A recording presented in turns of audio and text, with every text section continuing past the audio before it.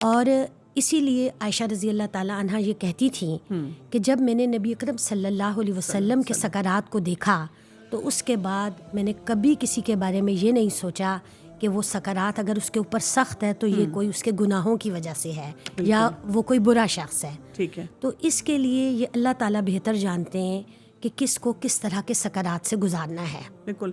आजकल जैसे हम देखते हैं ना, कई दफ़ा आप यूट्यूब पे या सोशल मीडिया पे जाएं तो लोगों ने इस तरह के क्लिप्स बनाए हुए हैं कि लास्ट मोमेंट्स ऑफ समवन, तो हमें नज़र आ रहा होता है कि लोग यूं जैसे बिल्कुल जैसे लगता है कि उनकी शक्ल के वो तासुरात ख़त्म हो रहे हैं और वो बिल्कुल एकदम थोड़ी देर के लिए रुके हुए हैं और फिर गिर रहे हैं। तो ये वाली वो कैफियत होगी जो कि सकरात वाली होगी। जी, ये भी है।